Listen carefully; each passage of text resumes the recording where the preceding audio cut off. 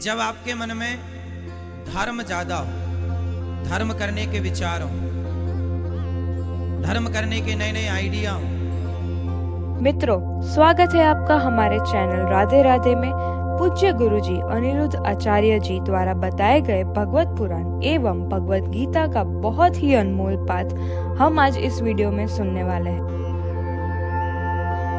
जब आपके मन में धर्म ज्यादा हो, धर्म करने के विचार हो, धर्म करने के नए नए आइडिया हो, अच्छी थॉट आपके मस्तिष्क में पनप रहे हो, जन्म ले रहे हो अच्छे थॉट, अच्छे विचार, समझ लेना कि आप सतयुग में जहां धर्म की अधिकता हो उसे धर्म कहते हैं, सॉरी उसे सतयुग कहते हैं। जहां धर्म की अधिकता हो उसे क्या, कौन सा युग कहते हैं? जोर से। जब आप धर्म ही करना चाहें, मेरे द्वारा ये भला हो जाए, मेरे में ये कर लूं, मैं अच्छे विचार, आप भले अपने घर में हैं पर अच्छे विचार आपके आसपास हैं, तो आप घर में भी सतयुग में ही अच्छे विचारों से आप सतयुग में पहुंच जाते हैं। त्रेता युग, जब आप अपने कर्म के लिए बढ़ते हैं, मैं ये काम कर लूं, मेरा काम करना जरूरी है, काम डॉक्टर का काम है सुई लगाना, डॉक्टर का काम है ऑपरेशन करना, डॉक्टर का काम है मरीज का विधिवत इलाज करना, वो अपने कर्म में लगा हुआ है। मीन्स यदि एक डॉक्टर ईमानदारी से अपने उस मरीज का इलाज करे, ये मानकर कि ये भगवान के रूप में मरीज है, एक दुकानदार ग्राहक के साथ भगवान के तुल्य व्यवहार करे कि मेरे द्वार पे आया अतिथि देवो भव, ग्राहक भगवान है, इस व्यवहार से ईमानदारी से व्यवहार करे और ईमानदारी से कमाए, तो वो त्रेता युग में है। जहां कर्म प्रधान हो, जहां क्या प्रधान हो? धर्म प्रधान हो तो सतयुग, कर्म प्रधान हो तो त्रेता। और द्वापर में क्या है आप बताओ? द्वापर में जहां प्रेम, जब आपके हृदय में प्रेम जाग जाए बच्चों के लिए, माँ के लिए, पत्नी के लिए, पति के लिए, परिवार के लिए, गाय के लिए, अपनों के लिए, छोटे से खेलते बच्चे के लिए, किसी को दयावश आपके प्रेम जाग जाए, अरे राम राम देखो कितना परेशान है, प्रेम पूर्वक आप उसकी मदद कर दें, हेल्प कर दें। जब आप प्रेम में प्रवेश करते हैं, प्रेम है ना, तो आप द्वापर में पहुंच जाते हैं। क्योंकि द्वापर में भगवान श्री कृष्ण ने क्या किया है और त्रेता में राम जी ने कर्म, और सतयुग में धर्म। सतयुग में क्या है? धर्म। त्रेता में क्या है? कर्म। और द्वापर में प्रेम। द्वापर में प्रेम, गोपियों से प्रेम, यशोदा माँ से प्रेम। प्रेम है तब तो माँ बांधती है ना। भगवान जगत के पालनहार को कोई बांध सके, पॉसिबल है? मैया जगत के पालनहार को कोई बांध सकता है? मैया ने बांधा ना, यशोदा मैया ने उखल से। किस लिए बांध दिया? क्योंकि गोपियों ने भगवान को नचाया। ताही अहिर की छोहरियां छछियां भरी छाछ पे, नाच नचावे लाला, थोड़ा नाच के दिखाओ, हम तुम्हें छाछ पिलाएंगे। जो जगत को नचाने वाला है वो छाछ के लिए नाच रहे हैं। किसके कारण? किसके कारण? गोपियों के घर घर जाके मटकी तोड़ना, माखन खाना, क्यों? किसके कारण? गोपियां बुलाया करती थी, जिस दिन भगवान माखन चुराने नहीं जाते थे, गोपियां रोया करती थी कि आज हमारे घर क्यों नहीं आए। अरे माखन खाने के बहाने भगवान उन गोपियों के घर जाया करते थे जो गोपियां लाज के कारण, उस जमाने में ना पर्दा था कि बहू बेटियां, नई नई बहुएं घर से बाहर ज्यादा निकला नहीं करती थी, तो जो बाहर जा नहीं सकती थी उनके लिए भगवान उनके घर में जाके माखन खाने के बहाने उन्हें दर्शन देने जाया करते थे। ये माखन चुराना नहीं है, उनको दर्शन देना था, जो दर्शन करने यशोदा मैया के घर नहीं आ सकती थी। तो भगवान जा जा के क्या करते हैं? प्रेम लुटाते हैं। रास रचाना मतलब क्या था? प्रेम था। गैया चराना मतलब क्या था? गायों से प्रेम था। ग्वाल वालों के संग खेलना क्या था? प्रेम था। तो द्वापर में क्या है? जोर से मैया, द्वापर में क्या है? पीछे वाली मैया, द्वापर में क्या है? और सतयुग में? सतयुग में क्या है? पीछे मैया बताओ मेरी माँ, सतयुग में क्या ज्यादा है? धर्म। त्रेता में? त्रेता में और द्वापर में? अब कलयुग में आप बताओ, बताओ कलयुग में क्या है?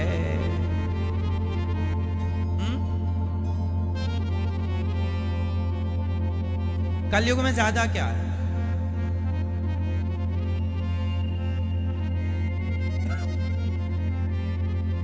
कलयुग को कैसे पहचानेंगे कि कलयुग है? पहचान, हर युग की अपनी पहचान होती है, हर चीज की पहचान, सोने की पहचान, हीरे की पहचान, पन्ना पुखराज, सबकी पहचान होती है। अच्छी क्वालिटी, बुरी क्वालिटी, अच्छी चीज बुरी चीज की एक पहचान होती है।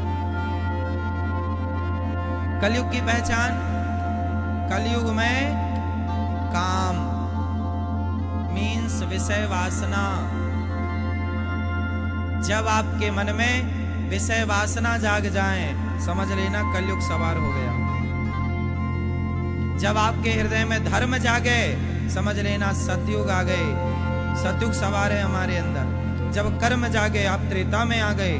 जब प्रेम जागे, आप द्वापर में आ गए। और जब काम वासना जाग जाए, आप कलयुग में प्रवेश कर गए।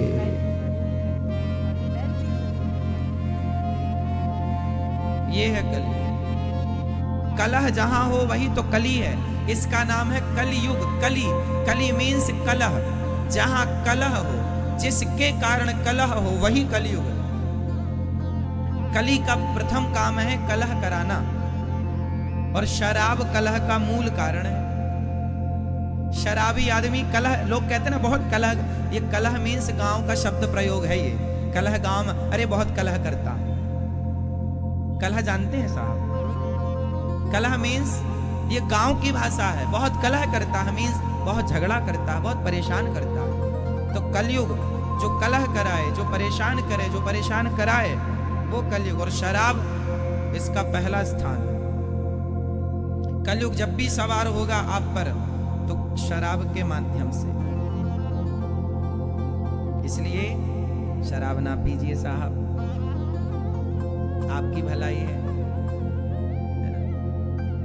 समाज के लिए आप बहुत कुछ सिखाने वाले बन सकते हैं। हम जैसे बच्चों को आप बड़ा ज्ञान दे सकते हैं। आपके अड़ोस पड़ोस में बच्चे तो रहते होंगे हम जैसे, समझाओ बेटा सही रास्ते पे चलो। हमारे देश का बुजुर्ग जिम्मेदार हो गया तो बच्चे जिम्मेदार हो जाएंगे। बुजुर्ग ही तो जिम्मेदार नहीं है, आप जैसे लोग। शराब पीना मतलब गैर जिम्मेदार। जो शराब पी रहा है वह गैर जिम्मेदार आदमी है, क्योंकि वह अपने परिवार को गलत रास्ते पर ले जा रहा है। भाई बाप शराब पिएगा तो बेटा क्या सीखेगा? आप शराब पी के अपनी पत्नी से लड़ेंगे, आप शराब पीकर अपनी माँ से लड़ेंगे, तो आपके बच्चे क्या सीखेंगे, क्या देखेंगे, आपसे क्या प्रेरणा लेंगे वो? इसलिए हमारी गलती का परिणाम हमारी संतान ना भोगे, ये ख्याल रखना चाहिए। हमारी गलती से कल को आपका बेटा शराबी हो गया तो आप अपने आप को जीवन भर माफ ना कर पाएंगे। एक सज्जन मेरे पास आ गए, वो यहां पे कैंसर हो गया, उनके मुंह पे कैंसर हो गया। हमने पूछा क्यों कैंसर? वो कुछ खा नहीं पाते। अब उनके यहाँ पे नली पड़ी हुई है यहाँ पे, तो यहाँ से सबको लिक्विड के रूप में ग्रहण करते हैं।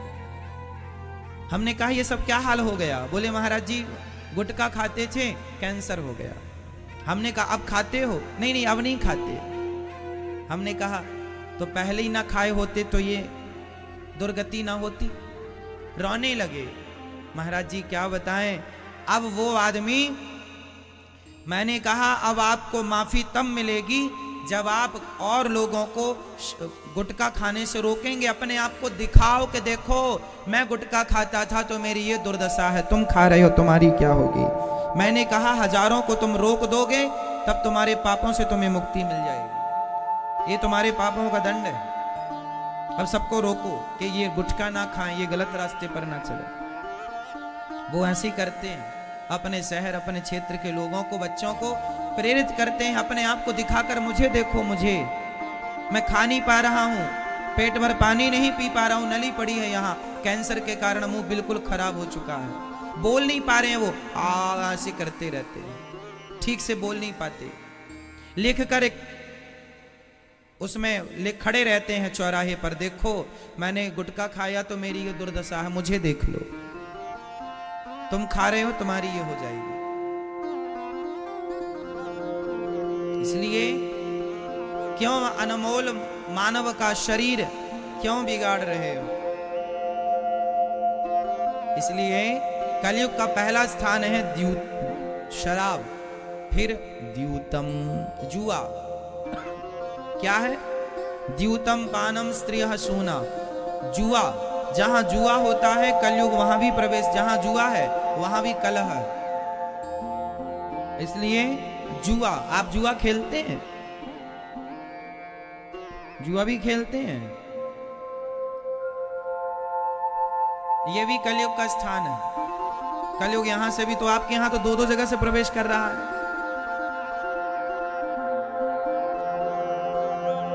घर में तो बड़ी अशांति होगी, फिर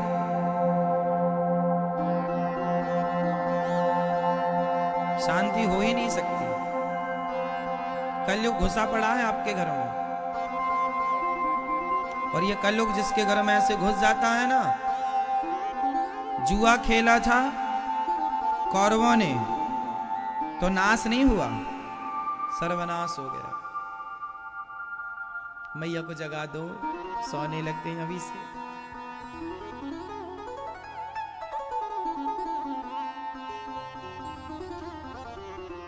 समझ रहे हैं?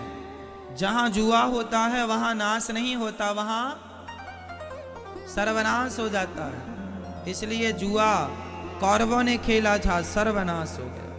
भरी सभा में द्रौपदी को जुआ में ही तो हार गए थे ना, ये जुआ यही तो है। पत्नी का अपमान हो रहा है जुआ के कारण, इसलिए जुआ ना खेलो वरना कौरवों की तरफ परिणाम होगा। द्यूतम पानम स्त्रिया। मैया, ओ पीछे वाली मैया, कहाँ जा रही हो मेरी माँ? जा रही हो घर? ठीक, टाटा, जल्दी आना।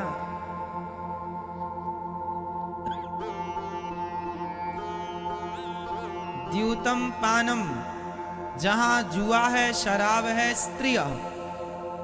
कलयुग का पहला ठिकाना जुआ, शराब, तीसरा स्त्रिया। जो पराई नारी, पराये पुरुष पर दृष्टि रखे उन पर भी कलयुग सवार होता है। चरित्रहीनता, चरित्रहीन लोगों से बचना। यदि आप में से कोई किसी पर नारी पर नजर रखे हुए है, किसी पर पुरुष पर नजर रखे हुए है, तो अपनी नजरें समेट लो और नजरें भगवान के चरणों में रखो। किसी और पे नजरें रखोगे तो सर्वनाश हो जाएगा। रावण की नजरें माता सीता पर क्या लग गई? सर्वनाश हो गया। क्या स्पर्श क्या कर लिया माता सीता को? सर्वनाश हो गया कि नहीं? बोलो हाँ या ना? इसलिए पराई नारी से बहुत बचना है। यदि स्पर्श भी कर लिया पर नारी का गलत निगाहों से, तो सर्वनाश की गिनती गिनना शुरू कर देना। पर नारी पैनी छुरी, तीन तरफ से खाए, धन हरे यौवन हरे, घोर नरक ले जाए। स्त्रिया, रावण जैसे पर सर्वनाश रावण, कर जोरे सुरद सिप विनीता, भृगुटि बिलोकत सकल सभीता। जिस रावण के यहाँ देवता हाथ जोड़ के खड़े रहते थे, जिस रावण के यहाँ देवता थर थर कांपा करते थे, वो रावण का सर्वनाश हो गया पराई स्त्री के चक्कर में। हाँ या ना? और सूर्पनखा की नाक किसके कारण कट गई? पराये पुरुष के चक्कर में। ये दोनों भाई बहन एक से ही थे। भाई दूसरे की स्त्रियों पर नजर रखता था और ये दूसरे पुरुषों पर। सूर्पनखा और रावण। तो नाक कट गई। तो इस प्रकार द्यूतम पानम स्त्रियः सूना, कलयुग का चौथा स्थान मांस। अंडा, मुर्गी, मछली, मांस खाते हैं आप? आप खाती हो मैया पीछे वाली? आप खाते हो मांस? मांस ना खाना। लोग खाते हैं मांस। इन सब बुराइयों से बचना चाहिए। मांस इत्यादि का सेवन कदापि नहीं, कभी नहीं करना चाहिए। चलो, तो ये 4 स्थान है कलयुग के। तो और 5वां है बेईमानी का धन, काम वासना। ये सब जो नारी का हमने कहा ना, ये काम वासना ही आ गई। जहां काम वहां कलयुग। काम भी 2 प्रकार का होता है। जो आदमी अपनी पत्नी और अपने पति में ही खुश है, वह तो ब्रह्मचारी है। और जो अपनी पत्नी और अपने पति के अतिरिक्त पराई स्त्री पुरुष पर नजरें हैं, वह काम कलयुग को बुलाने वाला है। तो आपको ऐसे कुसंग से बचना है और सबको बचाना है। तो दोस्तों, ऐसे ही अद्भुत कथा का सार और भव्य भक्ति में भगवत पुराण की बातें स्वयं श्री अनिरुद्ध आचार्य जी से सुनने के लिए हमें सब्सक्राइब जरूर करें।